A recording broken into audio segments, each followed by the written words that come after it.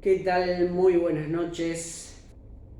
Buenas noches, buenas tardes, buen día en el horario en que nos esté viendo la gente.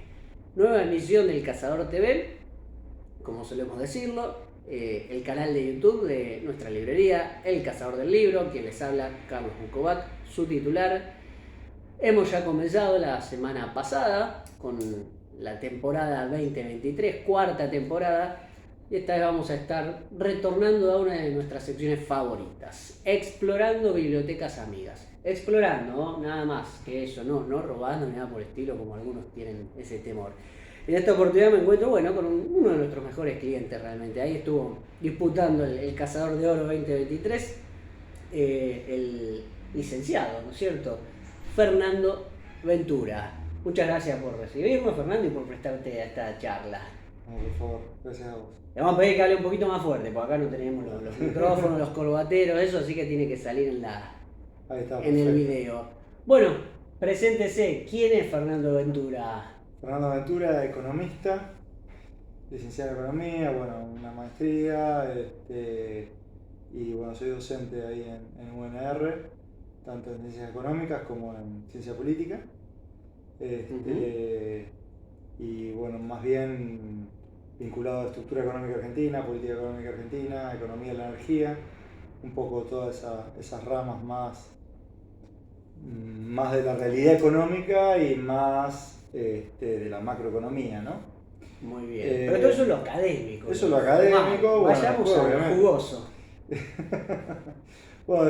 milito un poco en política, en general dentro del peronismo.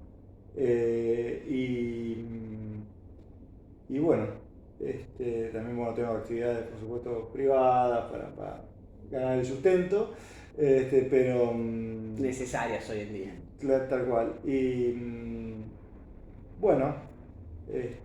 básicamente, me parece que va por ahí. Perfecto, de un amante de los libros, por sobre todo. Amante de los libros desde chico, tal cual. Por algo es, como decíamos, uno de nuestros mejores clientes. Y ahí vamos a empezar a meternos en esta que es una parte. Algunos tienen, como les mostraba recién, un video de alguien que vamos a hacer una próxima entrevista. Algunos tienen como si fuera una casa entera dedicada o varias salas. Sí.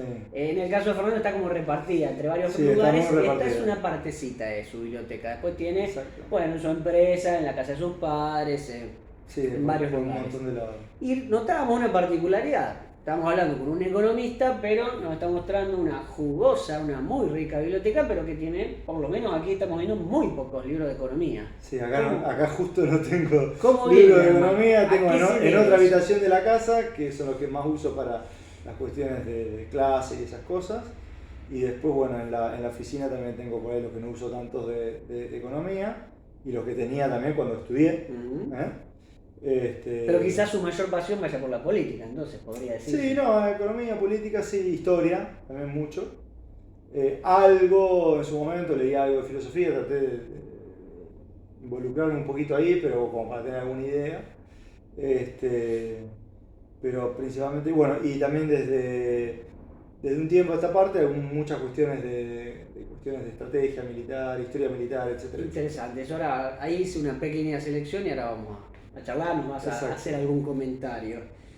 Bien, decíamos, ¿no? Repartida en varios lugares, pero aquí tenemos parte de ella. Contanos tu historia como lector, tus hábitos, tus gustos, pero y sobre todo cómo hiciste para ir construyéndola desde tus años mozos, digámosle.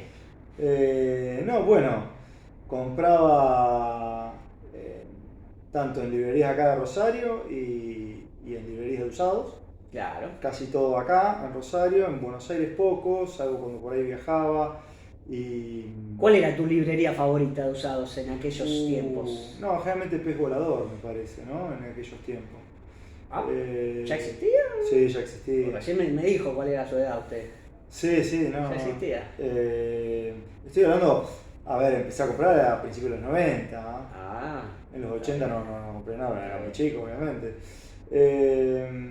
Yo en cambio era me quedaba más cerquita, la del recordado don Héctor Nicolás Cini, allí el viejo almacén, en calle San Luis y Juan Manuel de Rosas. También compré alguna cosa, poco, no había tanto.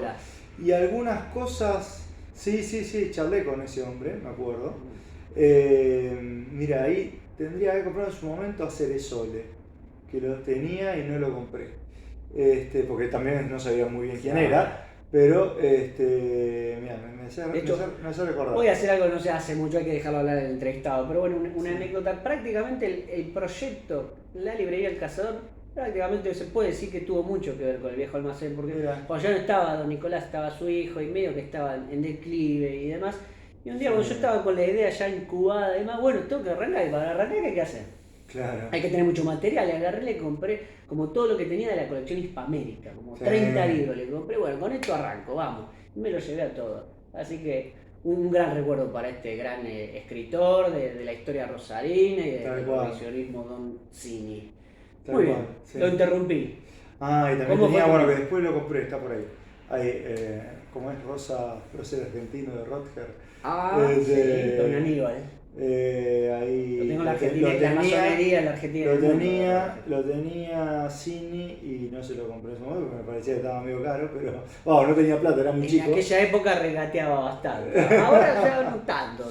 Pero sí, tenía algunas cosas interesantes por ahí, no le compré tanto porque justo cuando yo iba por ahí no tenía algunas cosas que me interesaban tanto. Después compraba en librería técnica, compraba en rojo obviamente. ¿Y qué otra más? En Amelino alguna que otra cosita he comprado también. Y lentamente fue armándola entonces. Sí. Primero en la casa de sus padres. En Buenos Aires también, en librería Hernández me parece. ¿Tuvo que mudarla muchas veces su biblioteca? Y no tanto, pero un par de veces sí. Pero bueno. ¿Cómo venía la...? No, ¿cómo hiciste para armarla, para ir construyéndola? Sí, no, compré mucho, de hecho me criticaban bastante que compraba demasiado. Los bibliófilos. Obviamente, claro. Los bibliópatas. Nunca leí en la relación del tiempo que compraba, o sea, con lo cual te queda mucho por leer. Tengo hecha una crónica sobre ese tema que de algún modo después del coronavirus el cazador ha instalado en la ciudad con alguna gente otro virus, ¿no? El de la bibliomanía. Y hay gente que los compra sabiendo que no los va a poder leer, pero igual los quiere tener. Claro. ¿Cuánto de todo lo que hay tenés mucha cuestión de consulta. Lo tengo ahí para manotearlo cuando lo necesito y lo tengo que consultar. Esa es la gran explicación de los que compran libros sin poder leerlo. El libro de consulta. Sí, y después también como una cuestión de, es una temática o un autor que me interesa y cuando tenga tiempo lo voy a leer. Y no me parece mal, estábamos precisamente hablando de eso, vos hablabas de PR Reverde, yo hablaba un poco de Humberto Eco, que hablaba un poco de ese tema, ¿no? De que también explica un gran lector, es también el que tiene una gran proporción de su biblioteca no leída, por así decirlo. Libros que no he de leer, pero deben estar en mi biblioteca. Sí, no sé si no he de leer, pero sí que en algún momento me voy a hacer un tiempo al menos para ojearlo y leerlo. Está muy bien. Algo. Y bienvenido que así sea, para nosotros esa gente es muy importante. Tal cual. Bueno, nos metemos un poco en cuestiones de fondo, ¿no? Y he visto mucho, así picándola, y además conozco un poco sus gustos y lo que me compra. Sin duda está muy cercano a lo que es el revisionismo, Fernando Ventura, ¿no? Sí, el revisionismo, también, obviamente todo lo que es historia, porque también de la denominada historia oficial también tengo y tendría que tener más, ¿no? O sea... ¿Cuál es la importancia o la necesidad del revisionismo dentro de lo que es la historiografía? Yo creo que el revisionismo es disruptivo, obviamente, generalmente en la academia está muy mal visto el revisionismo. ¿Por qué? Si se porque supuestamente es un... Que el historiador investiga y investigando puedes darte cuenta de cosas que estuvieron mal y por lo tanto corresponde a revisarlas. Lógico, es la gran discusión. Yo creo que hay una cuestión de falsa moralina muchas veces y esta cuestión de, que todavía se sigue propagando en las universidades, esta cuestión de la historia científica y por lo tanto neutral, que no existe. Claro. Absolutamente falso. Y entonces se le achaca al revisionismo ser una historia de combate, de barricada, por así decirlo. Cierto. Y no científica, no con todos los formalidades y pruritos. Pero como una especie de cliché para defender claro, lo que ya obviamente, tiene. porque por ejemplo, que está por ahí, La caída de Rosa de José María Rosa, sí. Un librazo. Librazo. Imprescindible, diría yo. Tengo que confesar que es de los que hace años que lo tengo sabiendo de un librazo y todavía no lo he podido leer, pero tiene que estar allí porque en algún momento y para hacer ese libro, José María Rosa, que por ahí es uno de los más achacados, ¿no? Del revisionismo, de los más combatidos, desde la historia oficial, quiero decir. Fue a Itamaraty, revisó un montón de archivos, o sea, es un libro muy bien documentado. Bien, vos lo citaste. La famosa historia de José María Rosa, tomos, está menos documentada o menos bien citada. Verdaderamente sería más de barricada que algunos libros de José María Rosa más formales, ¿no? O de los primeros que hizo. Y ni hablar, otro autor olvidado, porque a José María Rosa se le podrían achacar esas cuestiones tal vez, a Fermín Chávez más o menos también, aunque por ahí es otro perfil de Fermín Chávez, pero inachacable, pero bueno, se lo combate por otro lado, por una cuestión del catolicismo, del hispanismo, Vicente Sierra, que es inobjetable, claro, su academicismo y su formalidad historiográfica y académica, claramente revisionista, ¿no? Por supuesto. Sí. Pero los 10 tomos de la historia argentina de Vicente Sierra son una cosa impresionante, insuperable. Muy bien. Es muy difícil igualar, puso la vara recontra mil alta. Sí, si te tenés que quedar con o sea, mucho mejor que Rosa, que Palacio, que otra, como que estás contestando que Fermín Chávez. La pregunta yo te hacía, si te tenés que quedar con un autor del revisionismo es el Vicente Sierra. Sí, claramente. Bien, sí. Coincidís con nuestro gran amigo Pablo Schumann, entonces que siempre lo tiene lo tiene. Pero bueno, estamos hablando de los 10 tomos, que es una cosa gigantesca. Yo te había separado ahí Hay otros que son más por ahí de Vicente Sierra, de buen nivel, pero por ahí sí más de combate, por así decirlo, como los más el sentido misional de la conquista, América, todo eso, que son más para el hispanismo, ¿no? Claro.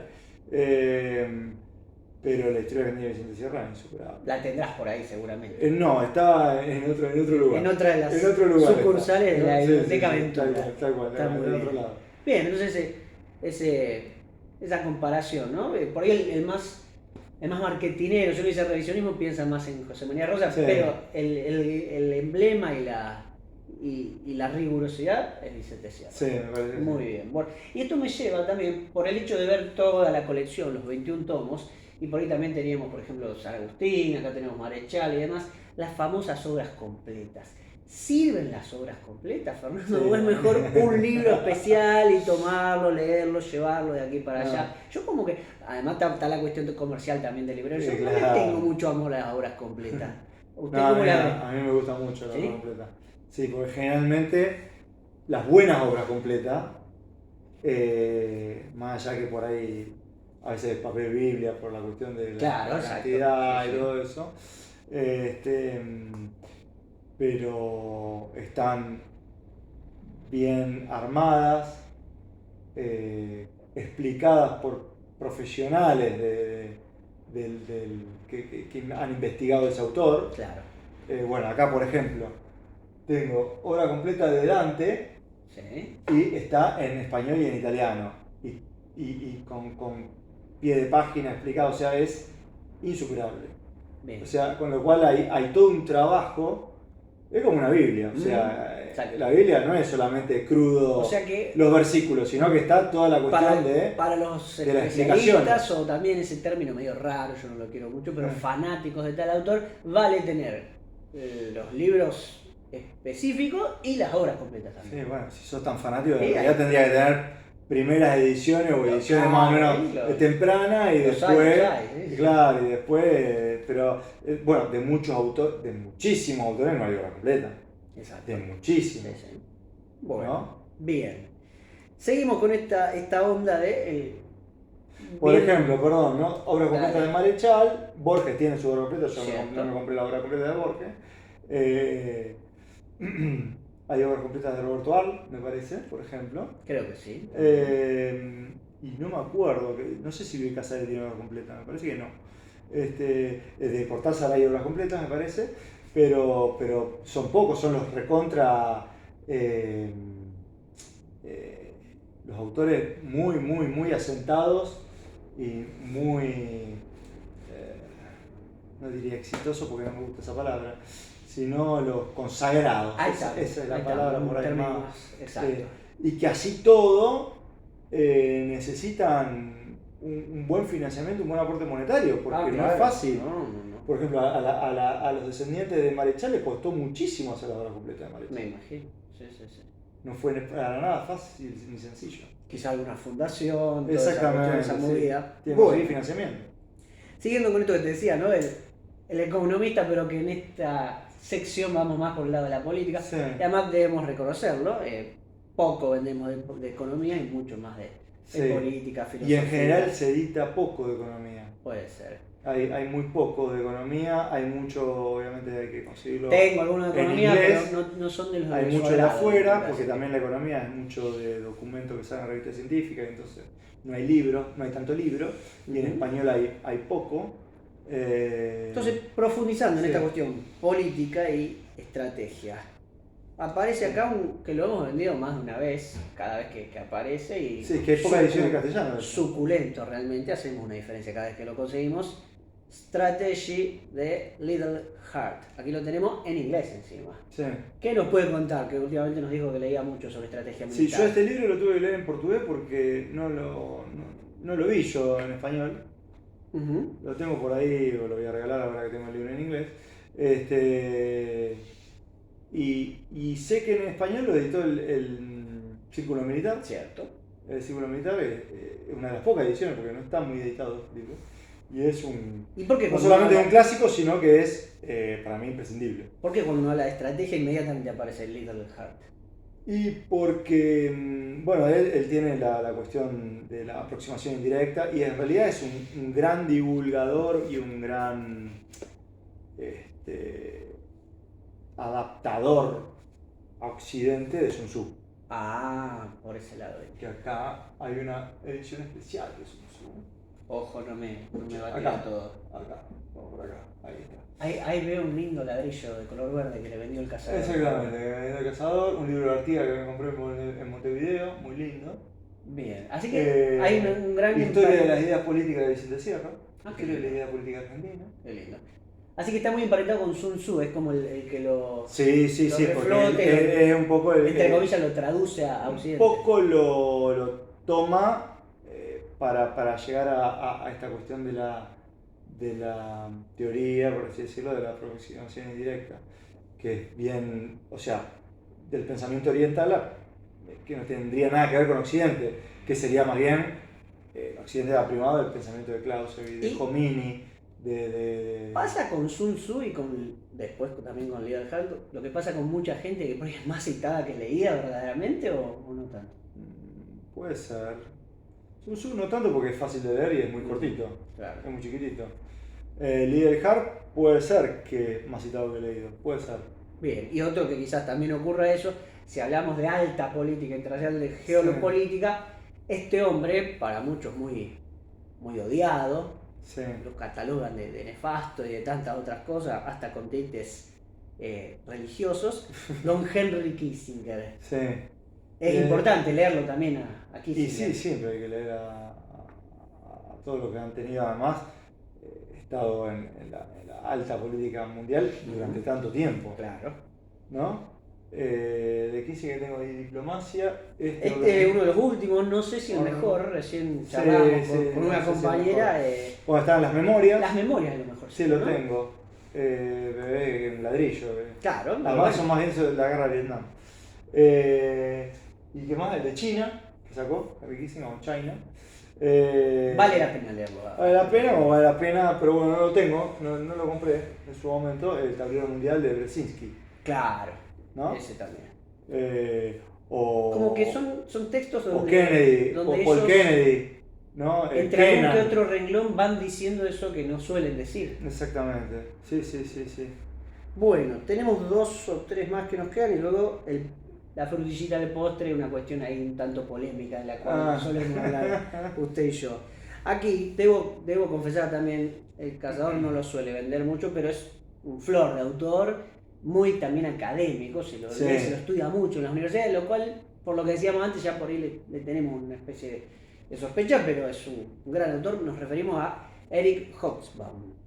Claro. ¿Qué nos puede contar de Don Eric? Eric Hobsbawm, este es un librazo realmente muy... Historia muy, del siglo XX. Sí, muy lindo libro, con la cuestión del siglo XX largo, siglo XX corto. Después está bueno, la trilogía, ¿no? La era del imperio, la era exacto. La era del capital, Es un sobre el señor nacionalismo, ilustre imperio, otro que tengo. ¿Es realmente un señor historiador o Sí, es un historiador cliché? No, señor historiador. General en la Argentina, no sé si en Inglaterra, porque no tienen tanto maniqueísmo, me parece. Claro. Como que este es el historiador más de centro izquierda y Paul Johnson era el historiador de centro derecha, conservador. En el Cazador ¿no? hemos vendido mucho más por eso. Claro, tiempo moderno, el libro ese que tiene sobre el cristianismo, sobre los judíos, sí. Varios más. ¿No? Pero Tiempo Moderno es como el clásico, el ladrillo clásico. Ya que traes como contraste, más allá de sus ideologías, sí. ¿Cuál de los dos es más llevadero? Porque Johnson es difícil. Sí, Johnson es difícil, no lo leí mucho Johnson, francamente. No, este es muy llevadero. Bueno. Hobsbawm es muy llevadero, no hay ningún problema, para nada. Johnson es un poquito difícil. Es un poquito difícil, me da la sensación. Tal vez no sea tan académico como este. Claro. Tal vez. Bueno, una joyita, una cosita especial que habíamos encontrado por allí, de hecho no podíamos dejar de comentarlo. No nos simpatiza mucho el color de la solapa, pero ¿qué nos puede contar sobre el cardenal Mazarino, breviario de los políticos? Y esto es un Maquiavelo a la enésima potencia. Ajá. Potenciado con ¿cómo es? Con nitro. Claro. ¿Por qué? ¿Qué fórmulas, qué recetas da? Y claro, es como un recetario de cómo prevenirse, cómo actuar, casi un recetario de cinismo político, pero tremendo. Es para la época, obviamente. No tan conocido como Maquiavelo, pero igual de importante, de fuerte. Sí, fuerte. Pero bueno, es más de cómo manejarse en la cuestión cortesana, en la cuestión de la política de cámara, ¿no? de pasillo. Muy bien. En ese momento. Bueno, recién aparecía alguien, nos hacía alguna señal. De todos modos, la cámara nos va señalando el tiempo. Estamos bien todavía, así que sí, 20 minutos. Queda un párrafo especial para dedicarle. Usted me ha comprado varios libros desde el punto de vista del peronismo, sé que tiene su corazoncito ahí, y también varios libros desde el punto de vista del nacionalismo. Y usted me regaló uno, incluso. Sí. ¿Qué pasa ahí con esas dos vertientes que al día de hoy, bueno, algunos sí se han podido compatibilizar, digamos, conjugar, recién hablábamos de algunos, y otros no, otros tienen como un abismo en el medio, una grieta que nunca han de atravesar y constantemente ahí discutándose cuando tiene mucho que ver. ¿Cómo ve usted esa grieta? Peronismo, nacionalismo, peronismo. No, bueno, a esta altura me parece una grieta bastante pasada de moda, trasnochada para mí, pero yo el peronismo tomó muchísimo el nacionalismo, claro. Así es. Está claro, y el ambiente de la época, por lo menos de los 40. Después, obviamente, bueno, el mundo de posguerra y con Estados Unidos mediante impregnó todo de liberalismo político y económico. Creo que ahí hay muchos problemas inabarcables, porque no lo vamos a resolver en 5 minutos. Ahí hay muchas cuestiones, desde personales y familiares, y de cómo cruzó Perón a la sociedad argentina entera, por supuesto, y a todos estos sectores nacionalistas, que en algún punto también los utilizó, ¿no? Como parte de su amplísimo dispositivo político. Y bueno, y el nacionalismo, hay un problema, que siempre tuvo un alto autopercepción moral, por así decirlo. Claro, y entonces, bueno, eso chocaba un poco con el pragmatismo de Perón. Claro. Los acusaba de piatabotos, y en gran parte creo que también era así en un momento, por una cuestión de... Perón pretendía obviamente ampliar al máximo posible su dispositivo político y su movimiento político, y el nacionalismo es mucho más, pone muchos pruritos, casi un puritanismo, puritanismo de usted no cumple con todo el decálogo, no puede ser afiliado a este club. De vuelta. Y entonces se tiene que ir al otro club. Esa cuestión también del movimientismo también conlleva sus problemas, por supuesto, que solamente puede ser digerido por una fenomenal conductor político como Perón, en donde es indiscutido, por así decirlo, pero después, obviamente, cuando no está la conducción política, no está claro un dispositivo institucional bien armado, cuando no esté el personaje, el líder, bueno, ahí puede estallar en 100.000 pedazos la cuestión, como terminó sucediendo en gran parte.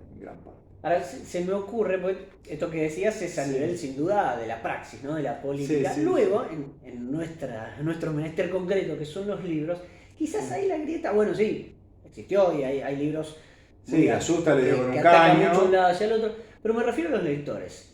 ¿El peronista lee al nacionalismo y el nacionalismo lee también al peronismo? El peronista no lee mucho. El peronismo no lee mucho al nacionalismo. No. El peronismo no lee mucho al nacionalismo. El peronismo es más, diría, al peronista medio le falta mucha lectura. Como que consagra con pocas cosas, ya tiene armado el panorama y no se sale de eso, y mucho no se quiere salir de eso. Pero el que ya tiene una cierta profundidad intelectual, se me ocurre que valora a esos autores o historiadores que sabe igualmente que son, como se suele decir, gorilas. ¿Me equivoco? Se me ocurre un Díaz Araujo, por ejemplo, un Irasusta también. En algunas cosas sí, en las cuestiones más históricas puede ser. En las históricas, exacto. Punto. Porque después se le nota mucho la hilacha en algunas cuestiones, ¿no? Me estoy acordando de un mate con especialmente en la interpretación de la cuestión de los 60-70. Ahí hay un problema serio. Hay un problema serio de interpretación de este nacionalismo más o menos residual o no tan residual. Hasta diría, bueno, ni hablar hasta de la percepción de la cuestión cara pintada, por ejemplo. Pero inclusive de hablar de cómo tratan el peronismo, creo que no hay, y también hay un problema, el nacionalismo sabe poco y nada de economía, por ejemplo. Puede ser, sí. Entonces ahí también se queda en una cuestión de análisis político cuasi idealista, lo cual es... Aristóteles se agarraría la cabeza, ¿no? Porque francamente está muy lejos muchas veces del realismo político, que me parece que es lo lógico a la hora de analizar la sociedad. Y después, bueno, también la cuestión religiosa atañe mucho, y esta cuestión a veces no tan